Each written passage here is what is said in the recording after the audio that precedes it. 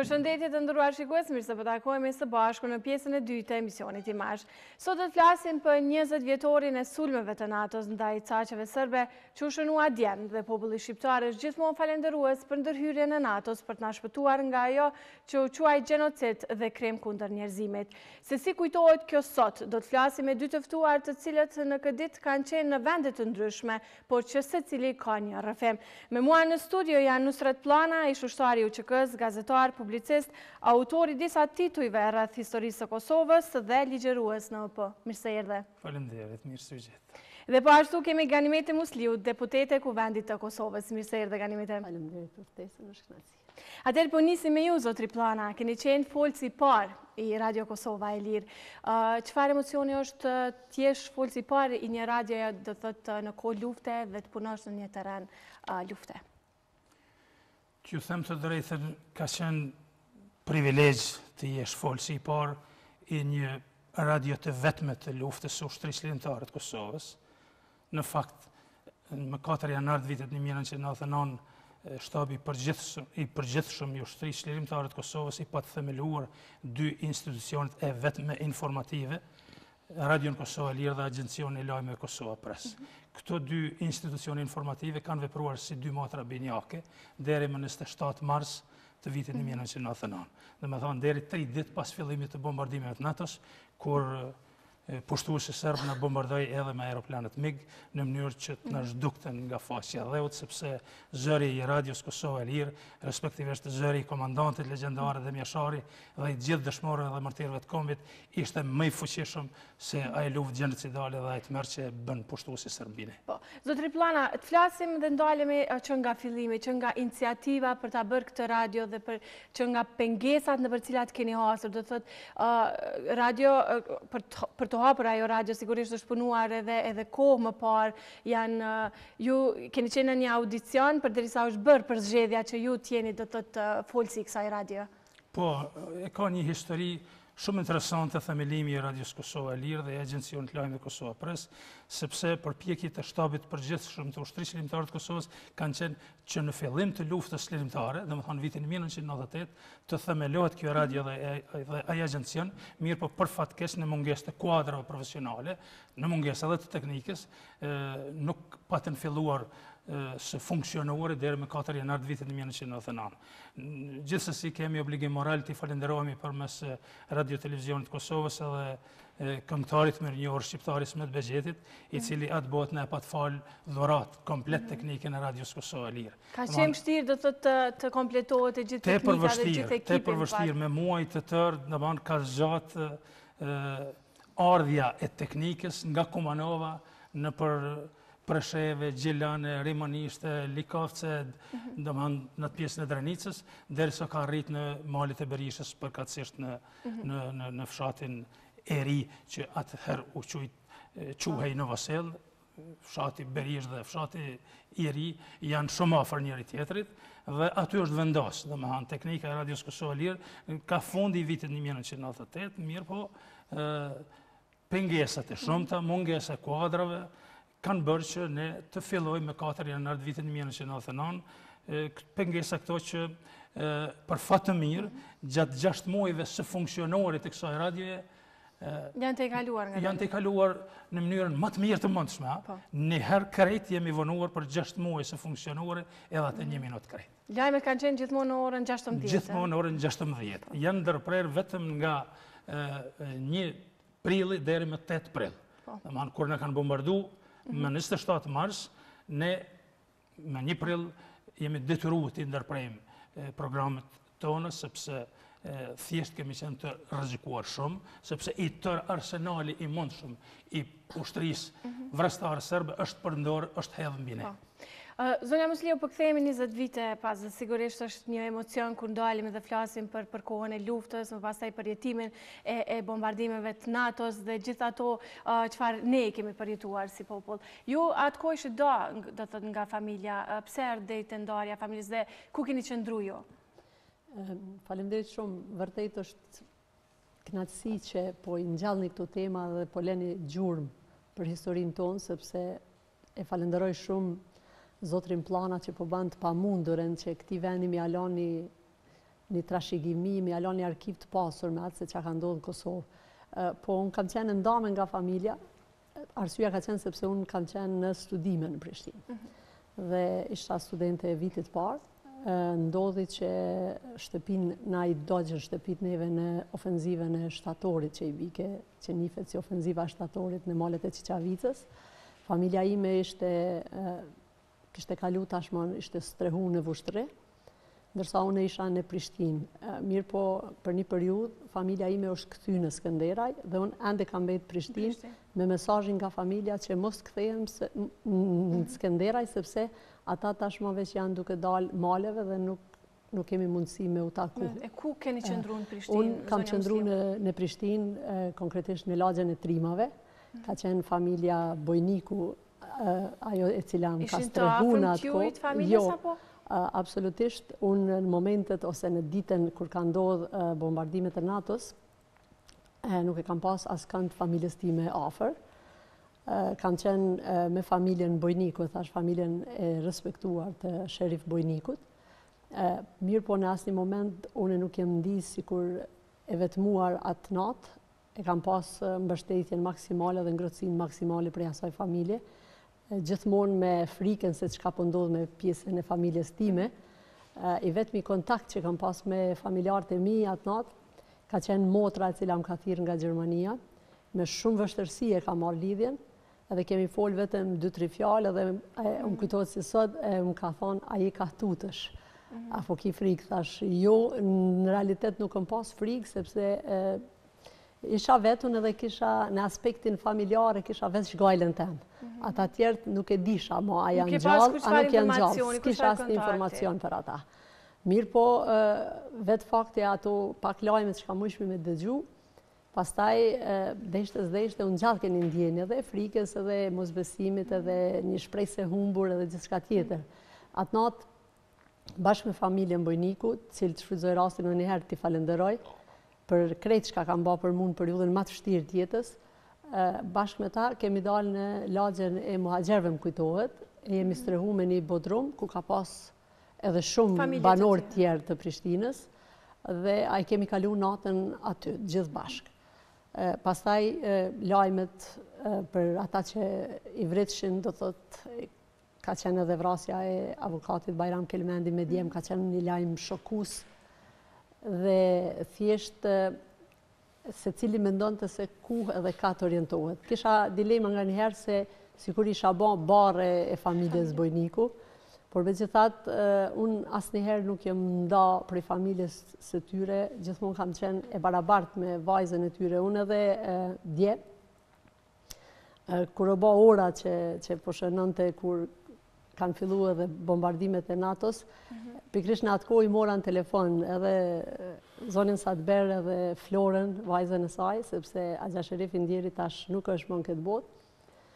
Edhe i thira në telefon edhe bisedum bukur gjatë dje, kështu gati një 40 minuta, edhe thjesht i kthyem edhe një herë ato kujtime se kanë qenë momente dëshprimi, frike, stresi.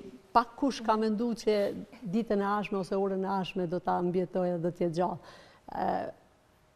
Edhe atëherë kur e ndëgjonim zonin e Radios Kosova e Lirë. Pikërisht dua ndalem me këtë dëgju kumtimin e parë kur e ka dhënë zotri plana në Radio Kosova e Lirë që ka filluar do thotë bombardimi i Caqeve të drejtën, unë edhe sot kur jam në makinë, edhe jam vetën në makinë, e ndëgjoj bukur shumë Radio Kosovën e Lirë.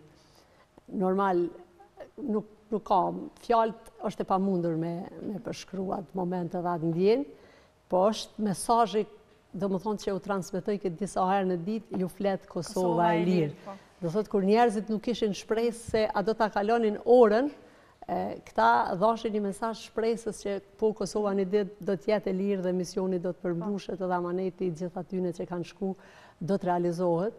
Por me të vërtetë si popull kemi psu shumë. Unë sot këtu në studio erdha direkt prej Celinës, fshatit Celin, ku do thotë në mëngjesin e 25 marsit të vitit 1999, si hakmarrje ose në shenjë hakmarrje për sulmet e NATO-s, ushtria dhe policia serbe do thotë kanë masakru familjet e tëra, dikur 75 vetë të fshatit Celin.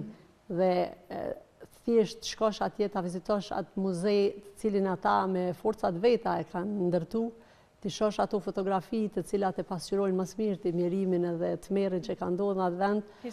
Vërtet duhet ta konsiderosh veten me fat që sot 20 vjet pas ne jemi në jetë kur kemi mujtë secili prej neve të jem pjesë aty në fotografime, pjesë aty në varreve.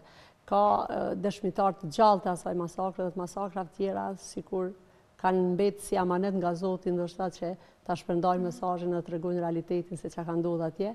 Dhe thjesht neve na metët detyrë dhe obligim konsideroj që të punojmë sa më shumë dhe mos harrohet ai gjak i cili është derë dhe thjesht ajo çka e arsyeton ndoshta të gjitha çka ka ndodhur në Kosovë është se ai gjak nuk ka mbetur gjak i humbur, por thjesht është kurorzuar me lirinë e Kosovës që sot e gëzojnë qytetarët e saj. Mi nëse jeni pajtimit edhe ju dhe nëse regjia është gati, do doja përmendëm kumtimin e lajmit dhe ne kemi do thëtë zërin e zotrit Plana kur e ka komentu lajmin për fillimin e bombardimeve të NATO-s. Regjia, nëse jemi gati, mundemi me dëgju?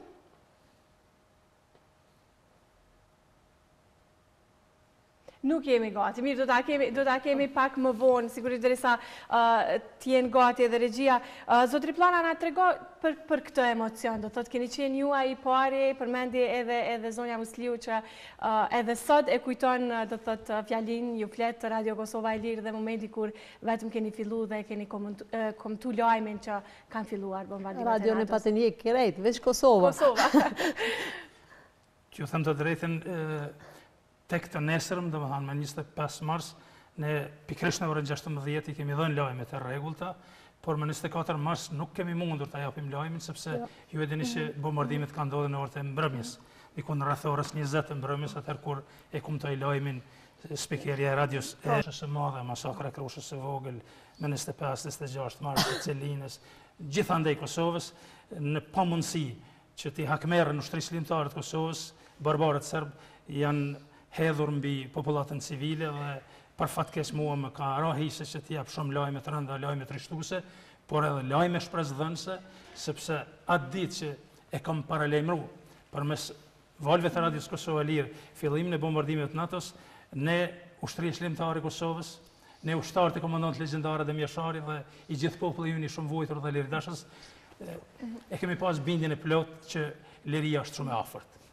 Por megjithatë e kemi ditë që çmimi do të jetë i lartë. Dhe vërtet çmimi ishte i lartë sepse u vranë dhe u masakruan më shumë se 3-14.000 civil, u vranë dhe u masakruan më shumë se 1370 fëmijë, u dhunuan më shumë se 20.000 femra, u rënuan dhe u dëgjën më shumë se 200.000 shtëpi.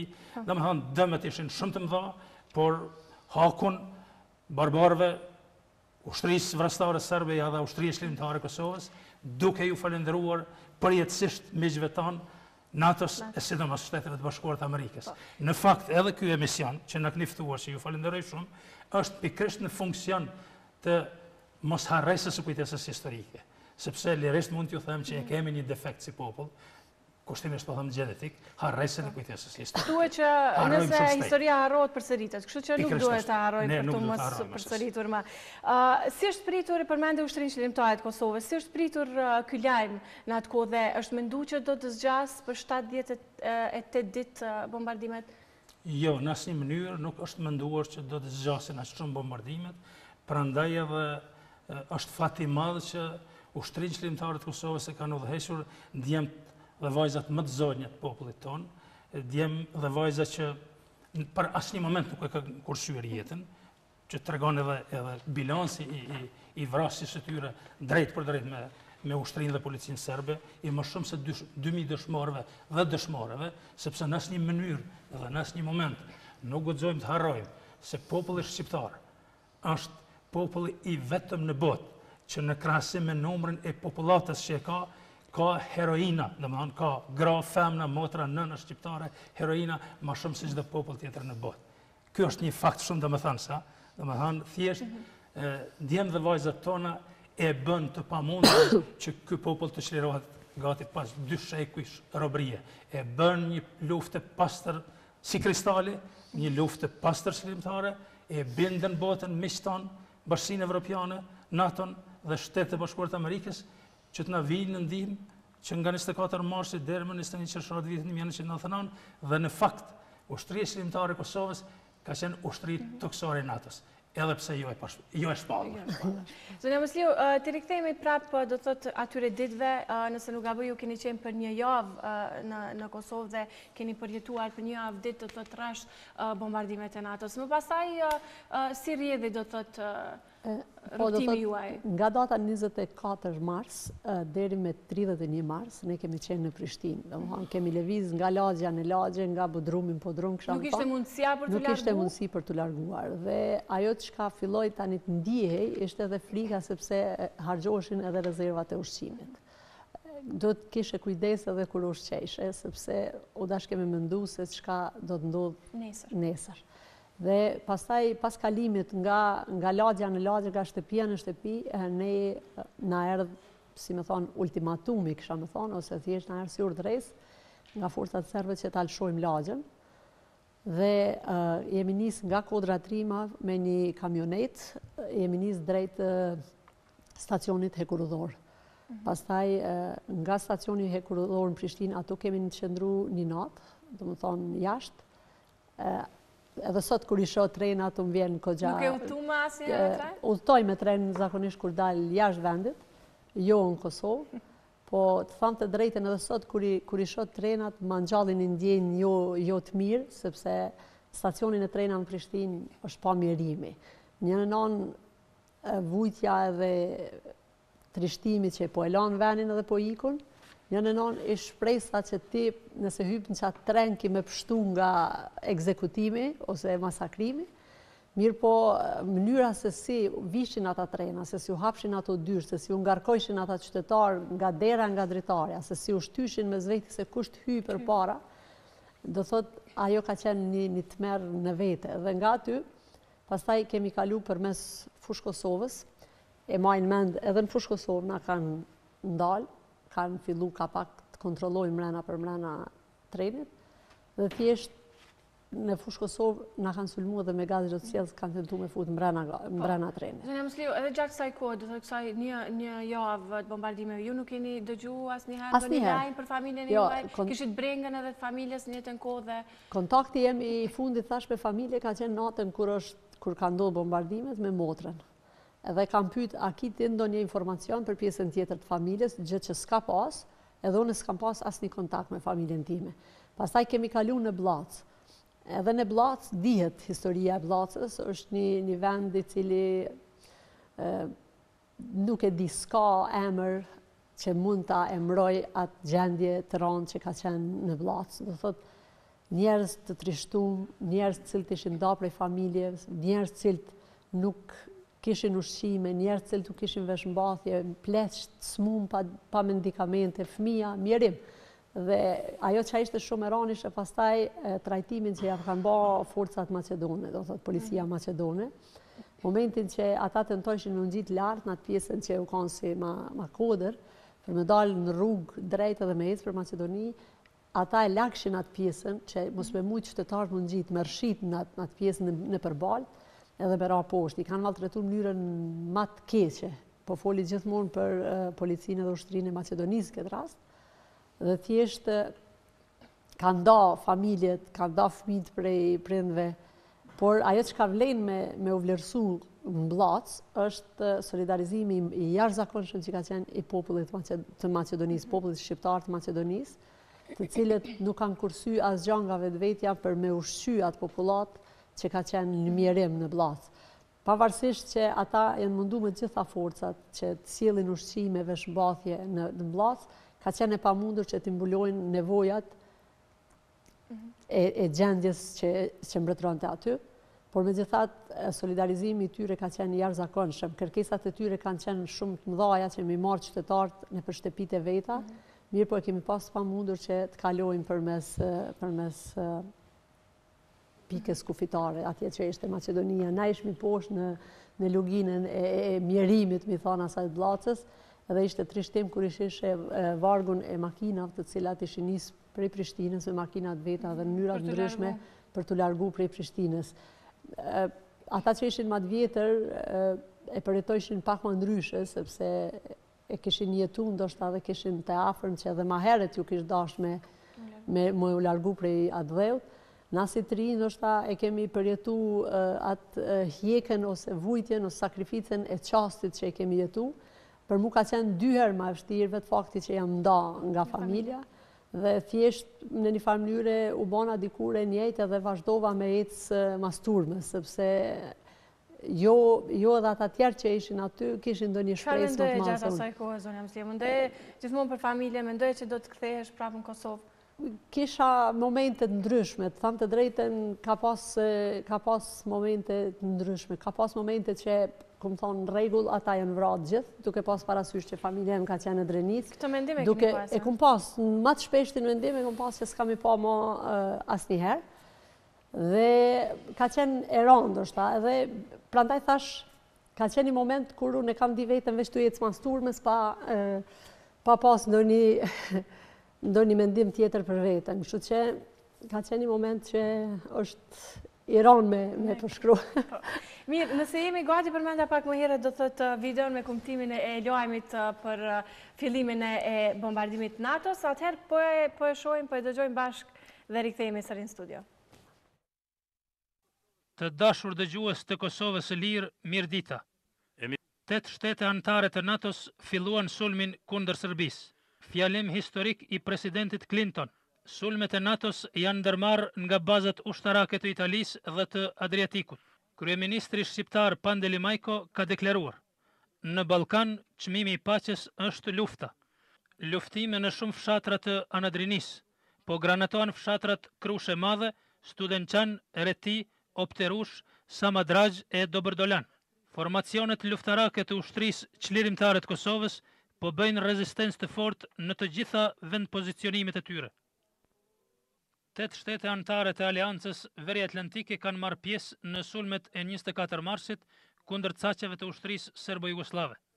Shtetet e Bashkuara të Amerikës, Britania e Madhe, Kanadaja, Franca, Italia, Holanda, të parat i dërguan forcet e veta për të sulmuar caqet në Serbi.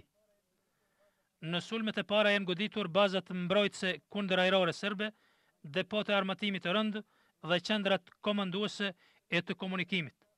Sulmet filluan me raketa nga aeroplanet bombardues amerikan B-52 dhe B-2, nga flota USS Filipine SEA, si dhe nga ajo HMS Splendid, të udhëhequra dhe të dirigjuara nga qendra baza ajrore në Vicenza të Italisë. Generali amerikan Hugh Shelter ka deklaruar se nuk ka të dhëna se forcet e NATO-s të përfshira në fushatën e parë të operacioneve kanë pësuar ndonjë dëm, as forcet amerikane e as ato të vendeve të tjera.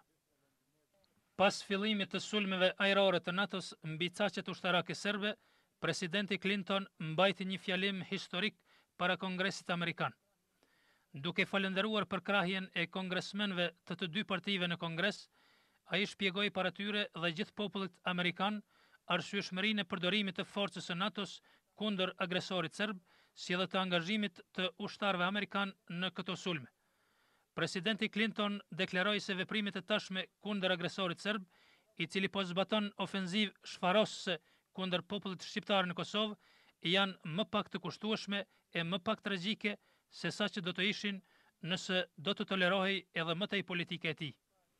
Përdorimi i forcës, tha ai, po bëhet për ta ruajtur paqen. Në këtë kontekst, presidenti Clinton përkujtoi rolin e Miloševićit si luftënxitës gjatë dekadës së fundit, duke i bërë përgjegjës për provokimin e luftës në Sloveni, në Kroaci, në Bosnjë dhe së fundi edhe në Kosovë, dhe tha se është detyrë morale e shtetit dhe shoqërisë amerikane që gjeneratave të ardhshme t'u lënë një Evropë stabile e të lirë. Bundestagu Gjerman sot thirrë dhe mbajti një mbledhje plenare të jashtëzakonshme për Kosovën. Pothuajse nuk mbahet mend një unitet i tillë i këtij institucioni legjislativ për një pikë diskutimi siç ishte ky rast sot për Kosovën.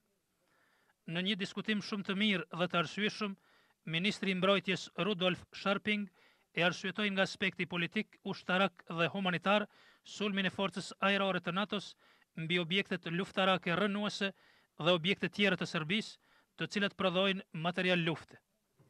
Evropa dhe NATO-ja nuk mund të lejojnë masakrimin e popullit pafajshëm në Kosovë. Sulmet ushtarake do të vazhdojnë me intensitet të shtuar, derisa Miloševići nuk pranon zgjidhjen e problemit të Kosovës. Autoritetet jugoslavë serbe u janë kërcënuar vendeve fqinje dhe forceve të NATO-s të vendosura përreth Kosovës. Në një letër të cilën sekretari i përgjithshëm i NATO-s u ka drejtuar kryetarit të Maqedonisë Kiro Gligorov, thotë se çdo sulm eventual i Jugosllavisë ndaj forceve të NATO-s të stacionuara në vendet fqinje do të hasë në përgjigje të ashpër dhe adekuate. Rikthehemi në studio të nderuar shikues, sigurisht lajmi vazhdon, por për shkak minutazhës ne morëm vetëm fillimit kur do thotë e keni kumtu lajmin. Zotri Plana, menjëherë do thotë pas 3 ditëve ju është largohen nga Selia ku ishit do thotë në malet e Berishës, aty kishit radion, pasi që u bombarduat nga ushtria serbe. Pastaj sa jeni largu nga ajo dhe sa ai keni ndërprer do thotë transmetimin e lajmeve atko? Në fakt në çdo ditë më tepër u jemi ekspozuar goditjeve për dite më të rënda, që thash edhe më herët të krejt arsenalit mundshëm, madje edhe të kaset bombave që janë të ndaluara me norma ndërkombëtare të përdoren mbi civilët. Pra më 27 mars, pushtuesi serb në goditje me 2 aeroplana MiG bombardues mu në afërsitë e objektit ku ishim me tër ekipa e Radios Kosova e Lirë, dhe për fatë mirë ne shpëtuam fizikisht të gjithë, edhe pse për pak për 10 metra nuk na goditën. Keni qenë brenda apo keni qenë rrethin trajës? Kemi qenë brenda, po, dhe ora ka qenë 8:10 e mëngjesit. Unë nga ora 2 deri në ora 6 kam qenë roje e natës, se bënim edhe roje, ne ishim edhe ushtar, edhe gazetar. Dhe në ora 6 mëngjesit në kam ra me fjetë. Shokët e mi janë zgju, si zakonisht u zgjeshin në 6 mëngjesit, dhe unë kam qenë thjesht në gjumë të thellë. Dhe kur e kam ndëgju zërin e Martin Qunit, më vinte si prej një largësie dhe sikur në ëndër, o nusret, piskat kënë kupt kres, dil, ik, largohu se bombardimet e serbëve, mu duk andër njerë. Si është e mundur, thash vetë me veti, bombardimet e serbëve, kur para 3 dite këshin fillu bombardimet e NATO-s. Në fakt, duke e ditë rëndësinë dhe peshën e madhe të informacionit, pushtuesi serb të Radios Kosova e Lirë, ata rrezikuan dhe dolën prej kodrës së Goleshit, aty ku e kanë pas edhe strehimoren, dhe me një shpejtësi marrëmendse ju kanë ofruar fshatit Berish përkatësisht objektit shtëpisë së Aslan Berishës, ku kemi qenë ne të vendosur, dhe i kanë lëshu 8 kaset bomba. Çdo kaset bomb i ka pas nga 216 kasetat vogla, që do në thëtë asë zogu i malit nuk ka mund të shpëtoj aty ku përfshinin një sipërfaqe. Dhe edhe teknika është... Edhe teknike ne kishim aty në bodrumin e shtëpisë. Ka shpëtu apo është dash? Ka shpëtu krejt, po. Se po të nga goditnin, në radhë parë rrezikohej informacioni, sepse ne e kemi pas vendosë edhe të sakrifikojmë jetën, sepse ma interesant ishte populli se ne, por për fatë të mirë ne shpëtuam fizikisht. Tërë ekipa Radios Kosova e Lirë, ndërka që vdeq djali i dëshirit, i hasretit që dhe të populli, Elbasan Jakub Berisha, 14 vjeçar, nga ato goditje fatale, u plagosën edhe 9 civil të fshatit Berish, dhe kjo ishte ajo ngjarje tragjike 27 marsit, që ne na imponoj me çdo kusht ndërrimin e vendit, të pozicionohemi në vendet të ndryshme dhe të japim lajme dhe të transmitojmë lajme tona me gjipin ton lëvizës, me cilin edhe kemi pas filluar në 4 janar. Derisa është bën një vend tjetër. Derisa bëm një vend shumë të sofistikuar, pikrisht më 8 prill i rifilluam transmitimin e programeve tona, sepse më 1 prill i ndërprem. Më 27 marsi kemi dhënë në pikë të lëndinës. Do të thotë edhe gjatë kësaj jave ju keni dhënë lajme mirë po me... Kemi dhënë deri me 1 prill, po. Bile fati madh, që thonë dhurat prej Zotit, e kam edhe unë jetën edhe Martin Quni, sepse ka qenë këmbgulësia e Martinit që të mos më dëgjoj mu atë ditë dhe thjesht të ma refuzoj kërkesën time, se unë atë ditë po i them Martinit, thash, Martin, po i japim sot lajmet në bunkerin e parë ku i kemi dhënë me 4 janar, në një bunker të zbuluar. Dhe si madeni gurve, ka qenë një shpellë thellë, aty kemi dhënë ditën e parë. Thash, si kemi dhënë më, veç me 4 janar, po vendosim aty antenin edhe teknikin edhe aty po i fillojmë. Tha, në asnjë mënyrë.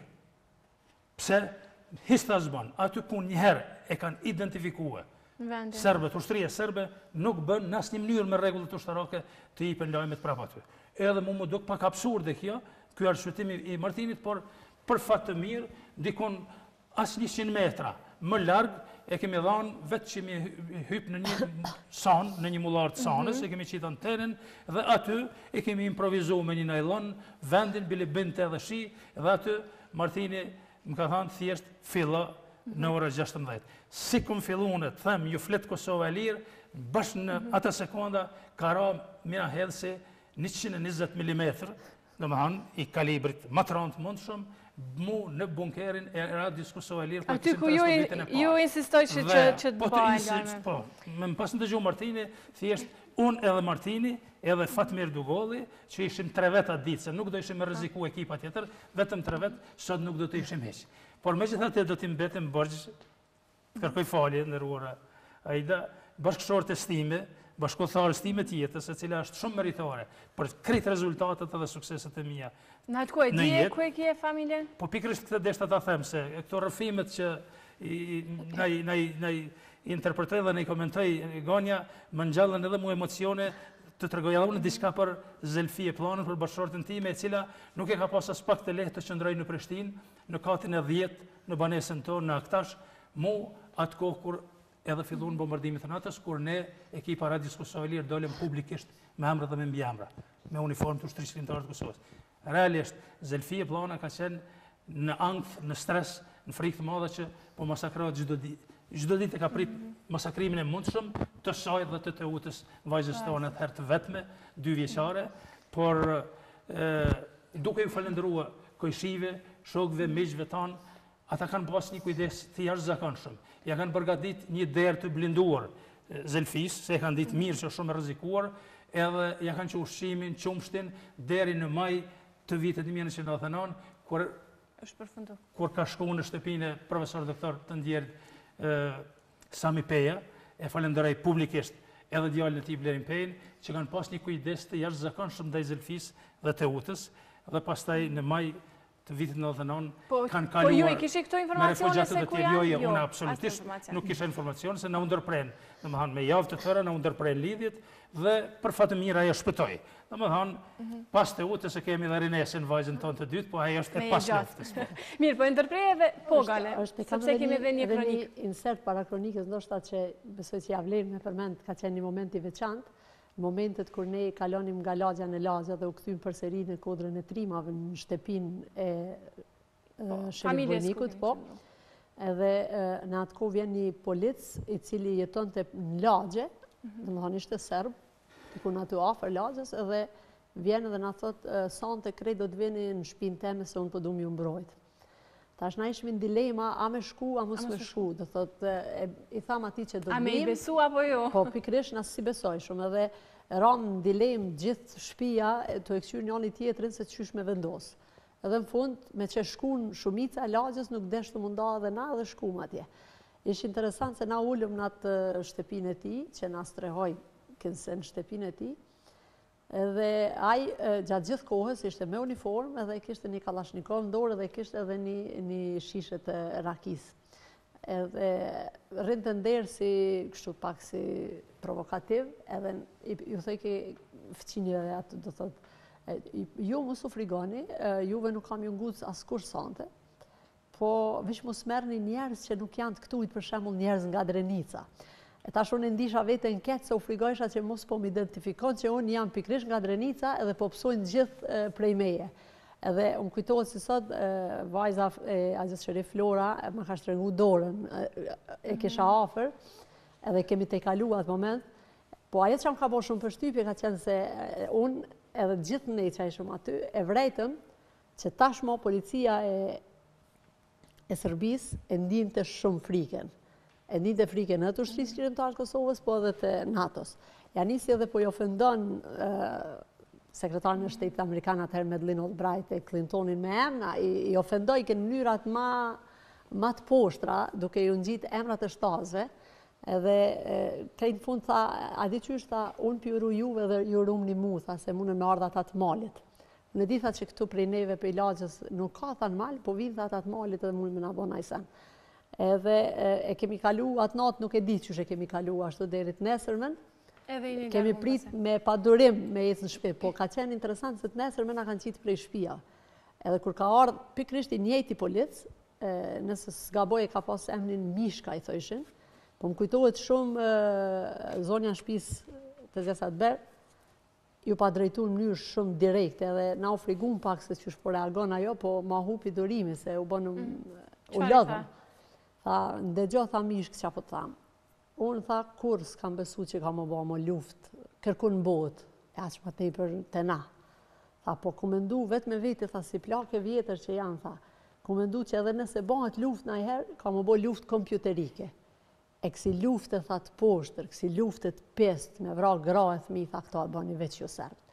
Edhe na pak u trishtum që shpo reagon aj, po nuk e di, aj u tërhek një mënyrë shumë t'inzare, shumë diplomatike, isha me thonë u tërhoqë edhe nuk i reagoj, po mas andaj me njerë, mas këti debatina, me njerë kemi dalë për shpia, dhe erë tha unë mo nuk mu jasë mi urujt, asë mi umbrojt. U konë shumë një ndjenë interesante, po pa të bo për shtypje, kjo që ju drejtu me këtu fjallë shumë trana, ishin reale faktikisht, sepse kërkush s'ka besu që në praktë shekullit 21 mund të ndodhë në midis Evropës, sepse deshtëm pavarësisht pozitës që kemë, Kosova ka tekstyrë që është mes të Evropës.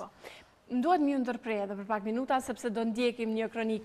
Bombardimet e NATO-s në mbi qaqet e ushtrisë jugoslave ishte një moment gëzimi dhe shprese për kosovarët pas shumë vrasjeve, dëbimeve dhe gjenocidit që pëndodhte në Kosovë. Njëri nga banorët e lagjës së Ferronikelit në rrëfen atë momente gëzimi, por edhe sulmet që ndodhe një dit më pas në Drenas nga forcat ushtarake dhe paramilitare sërbe. Në kuadër të kësaj kronike do ndjekim edhe disa opinione të qytetarëve të Drenasit.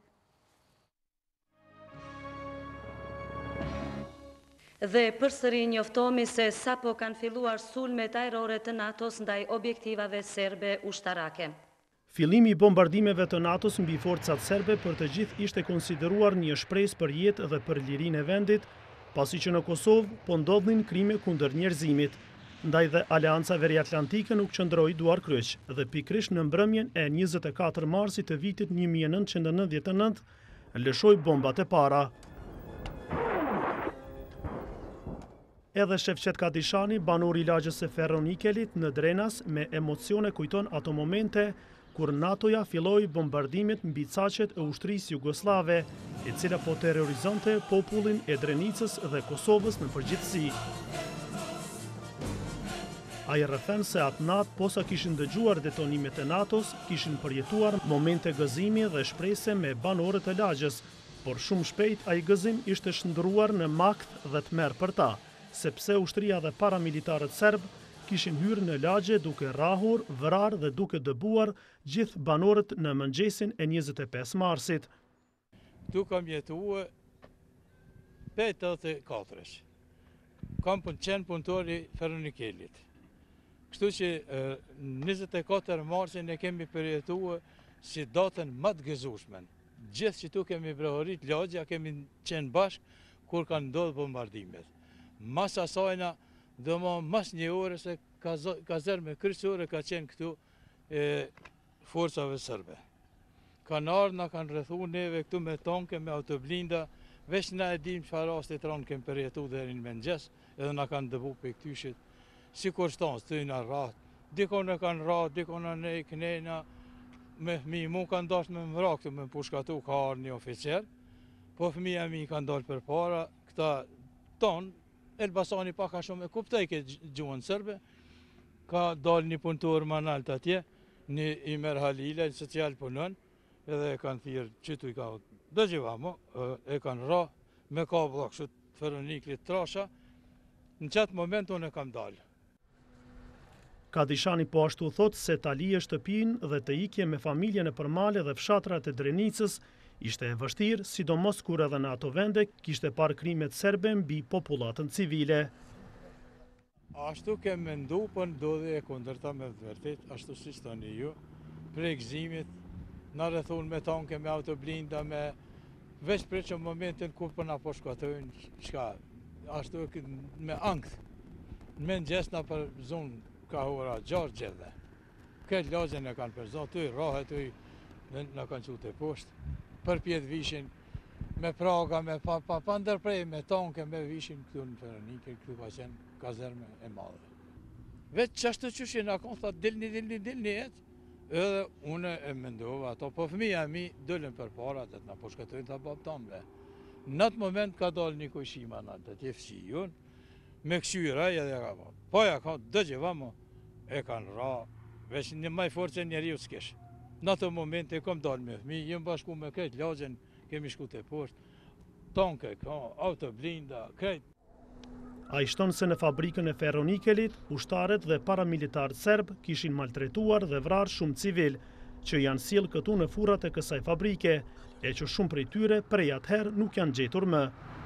Në këtë aksione, qka e në morë prej që tu shit jenë shkue, në këtë Kosovën, këtu kanë pronë njëzë, kanë gjohën fora, i kom paun e vetë masanena, kër është kry lufta, i pari kam hinë këtu me djallë tem, u që këja kanë ardhë, i kemi pa edhe robët, mive, gjithë sen, dhe me ha kanë qitë njerë të forat. Se unë e di mirë objektin, kom ponu shumë këtu, pej të dytesh. Kadishani ishte kthyer në shtëpinë e djegur pas 3 muajsh që kishte qëndruar në male dhe vend banime të ndryshme, edhe nuk e kishte lëshuar Kosovën. Ai kishte arritur të shpëtonte, ndërsa tash pas 20 vjetësh liri, është i lumtur që nuk ndjehet i rrezikuar, derisa lutet që të gjenden edhe të zhdukurit e kësaj lufte të tmerrshme. Atëherë konë gëzim i madh se kena pas plotësisht dëshirë mu shliru këj vend, me konë vend i lirë, Kosovë e lirë, me jetu. Në momentin e 24 marsin e kemi përjetuar mjaft mirë, pasi që kanë rarë bombat e para mbi qarqet e ushtarake të Serbisë në Kosovë dhe në Serbi, ajo ka qenë definitivisht shlirim i vendit nga pushtuesi. Të nderuar shikues, do të ndjekim edhe disa opinione të qytetarëve të Prishtinës se si e kujtojnë ata ditën e bombardimeve të NATO-s.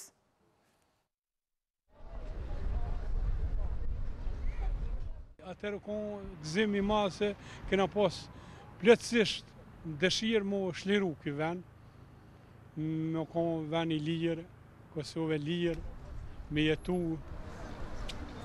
Në momentin e 24 marsin e kemi përjetuar mjaft mirë, pasi që kanë rarë bombat e para mbi qarqet e ushtarake të Serbisë në Kosovë dhe në Serbi, ajo ka qenë definitivisht shlirim i vendit nga pushtuesi shumë shekullor.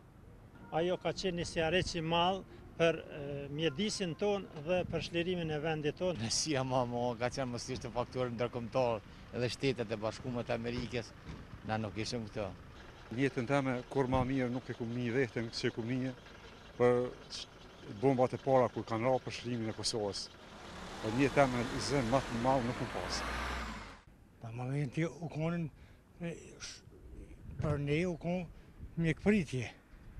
Jetë më të mirë, veç më në gjallë për zdytë. Na kemi prit shumë me gëzim, e kemi qenë të lumtur. Sikur më pasle baba që më ka vdek, ashtu e kum një farë gëzimi e një farë qetësimi.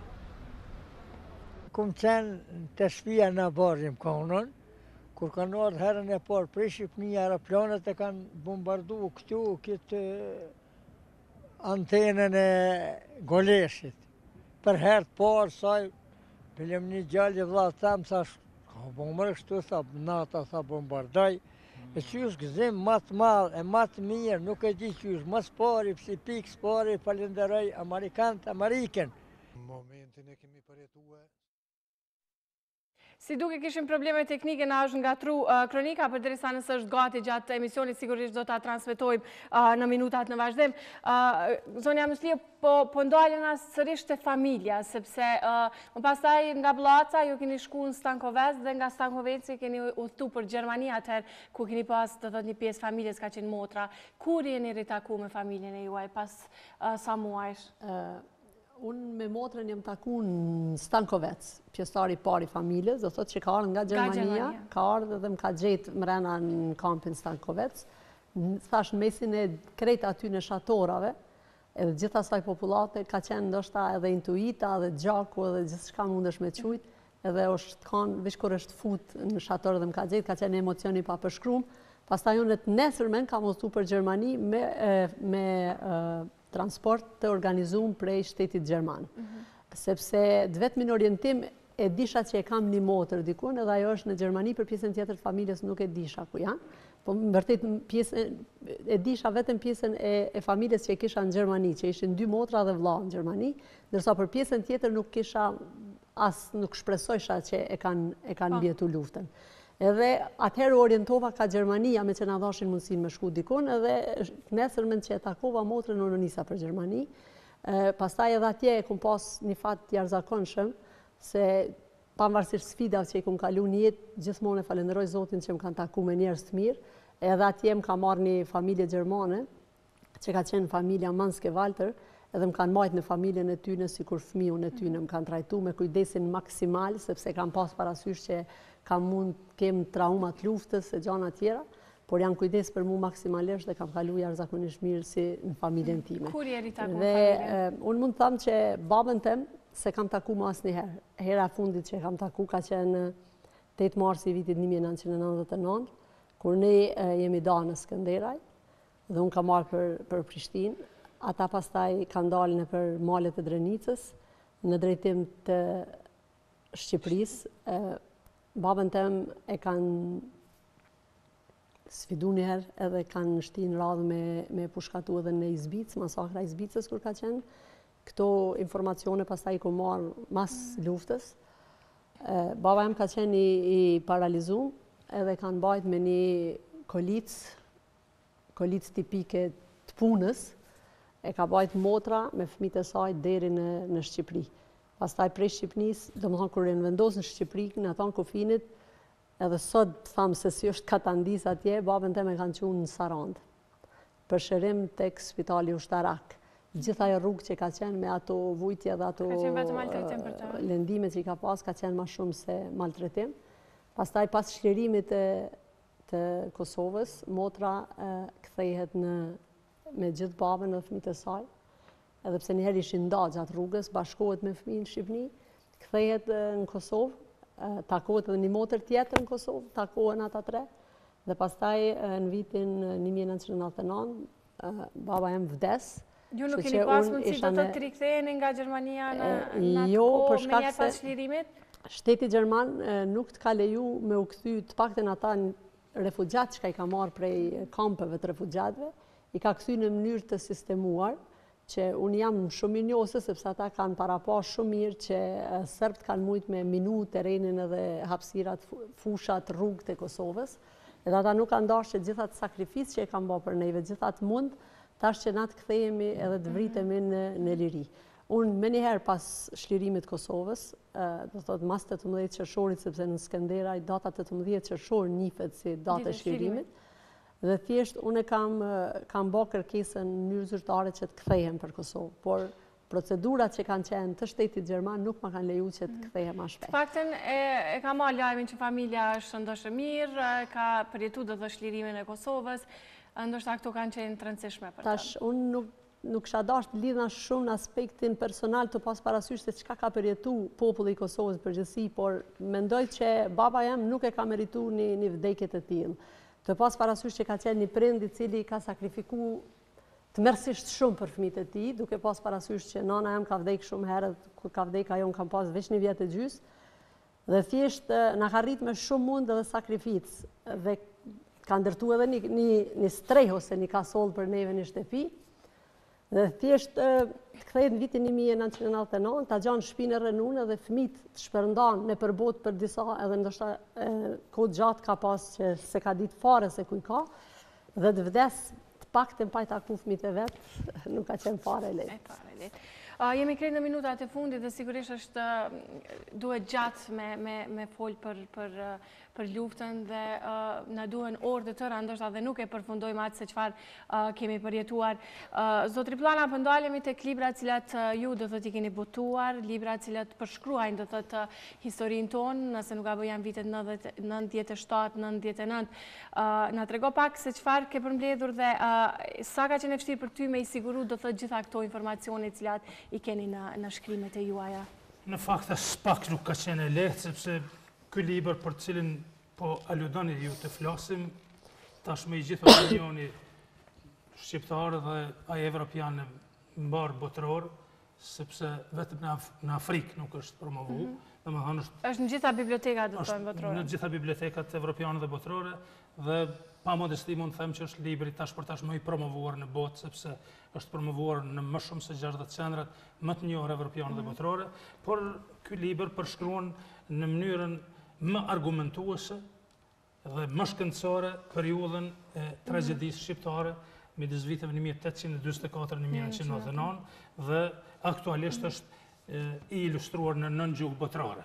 Po është edhe libri tjetër? Po edhe libri tjetër, intervenimi NATO-s në Kosovë, në fakt është libri I doktoraturës timi, që ka mbrojt emrin e doktoraturës në vitin 2009 në Universitetin e Evropës Juglindore në Tetov, dhe I përkthyer edhe në gjuhën angleze për fat të mirë, dhe është botuar në vitin 2010. Recenzenti kryesor I këtij libri është ambasadori amerikan William Walker dhe 2 historian me famë botërore amerikan, të cilët I kanë vlerësuar lart edhe këtë libër, por së bashku me këtë rrugtimin tim, me këto vepra, po them kushtimisht rrugtimin tim maratonik, sepse brenda 20 viteve, që nga vitit 2000 deri sot kur po flasim, unë thjesht kam arrit për fat të mirë duke ju falenderua në veçanti gurbetçarëve. Dhe për fatkesh jo institucioneve tona, për ndihmesën që tu është bërë, për ndihmesën edhe morale dhe materiale, unë kam arrit të shpërndaj hiç më pak se 20 tona të këtij libri, shpaku deri tash. 20.000 kilogram. Po, zotri Plana, po, aty dua ndalem, sepse jemi në presion kohës, po du me përmend që do t'jenë, do thot, në përfundim jam edhe 3 filma të tjerë, që pikërisht do thot, kanë të bëjnë me temën cilën ne e diskutuam, dhe jeni nëse më me qujtë në përfundim të një projekti, cilin e keni menduar që 20 vite për ta përfunduar. Shkurt për filmat dhe për projektin, me qenë se jemi shumë në presion të kohës. Në fakt jemi në prag të promovimit të 3 filmave dokumentar, të filmit dokumentar kushtuar dëshmorit parë të Malsisë Rregocit Gjilanit, dëshmorit parë Pajezit Ahmetit Pajez, që do të promovojmë 15 prill, dhe 2 filmave tjerë dokumentar për 2 dëshmorët e Llapit, për Bedrim Malokun dhe Eset Malokun, që janë vrarë më 29 prill të vitit 1999, dhe një film tjetër që bëhet fjalë për 3 dëshmorët e familjes Preteni të Mitrovicës, respektivisht të Melenicës legjendare. Por me të vërtet është më interes të themi edhe 2 fjalë për këtë kompleks memorial I cili do të ngritet në formë obelisku dhe do të jetë diku I lartë 30 metra dhe 20 metra I gjerë, I cili thjesht ju kushtohet atyre, por të cilët për fat keq po them nuk kemi bërë asgjë 120 vite. Do të jenë 1370 pemë apo jo? 1370 pemë rreth rrotull do të jenë dhe secila pemë do ta ketë emrin e fëmijëve të vrarë. Do thotë janë vetëm fëmijët e vrarë gjatë luftës. Ky kompleks memorial I quajtur Fëmijët Martirë të Kosovës 1981-1999 thjesht ju kushtohet vrasjes dhe masakrimit të 1370 fëmijëve nga barbaria dhe mizeria. Ka fillu projekti apo në cilën fazë është? Për fat të mirë, qeveria aktuale, qeveria Haradinaj, e ka përkrahur edhe zyrtarisht këtë projekt, ne po presim edhe konkretisht alokimin e mjeteve që sa më parë të fillojmë ndërtimin e këtij kompleksi, I cili do të ngritet në afërsi të aeroportit ndërkombëtare të E mjaftuar. thatë edhe para emisionit do të thotë që është një ëndër e juaj dhe unë shpresoj shumë që kjo ëndër e juaj do të realizohet sepse e keni menduar gjatë dhe e keni konceptuar gjatë. Unë falenderoj shumë zotri Plana që ishe pjesë e imazhit, faleminderit që ndave me ne dhe me shikuesit historinë tuaj dhe atë se çfarë keni përjetuar gjatë luftës. Zonja Musliu, për ta përmbyllur, cili do të ishte mesazhi juaj për fund? Unë falenderoj shumë që e ke da këtë minutash për me folë për këtë histori tonë të lavdishme dhe mesazhi jem është që mediat, sepse e dim që fuqia e mediave nuk krahasohet as me librin, as gjatë tjetër.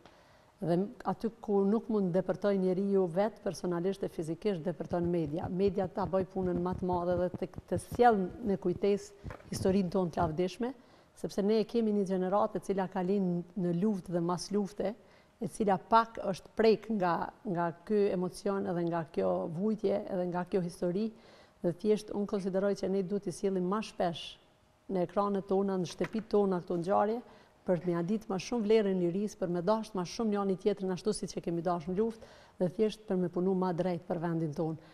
Unë mundohem në vazhdimsi të jem në përvjetoret, në të gjitha përvjetoret kudo që ndodhin në Kosovë. Aty ku nuk jam vërtet ose nuk jam Kosovë ose jam shumë në zonë diçka tjetër, përndryshe mundohem vizitoj çdo monument edhe çdo varrezë, sepse veç kur kalosh para aty në varreza, edhe kur e sheh atë sakrificë që është bën, ti deshte apo nuk deshte ki me reflektu të vetvetja dhe me punu drejt për vendin tanë. Prandaj është një e mirë që ju e keni bën këtë emision dhe uroj që sa më shumë emisione të tilla të kenë me protagonistë, sepse ne kemi protagonistë në ngjarjeve ndryshme. Unë thash është Valon Zeqiri nga Celina, i cili ka qenë 12 vjet kur i ka mbijetu masakrës dhe ajo është historinë e vete. Për atë mund të shkruhen libra, mund të gjirohen filma. Besoj që ta kemi edhe atë si rrefem. Zonja Musliu, të falenderoj shumë për kohën, të kërkoj falje që ndoshta të rikthyem në kohë dhe ngjallëm emocione dhe kujtime jo të mira për ju, por që sot ndoshta jetojmë të lirë, falë atyre që të luftuan për ne. Faleminderit shumë dhe të uroj shumë suksese në punë.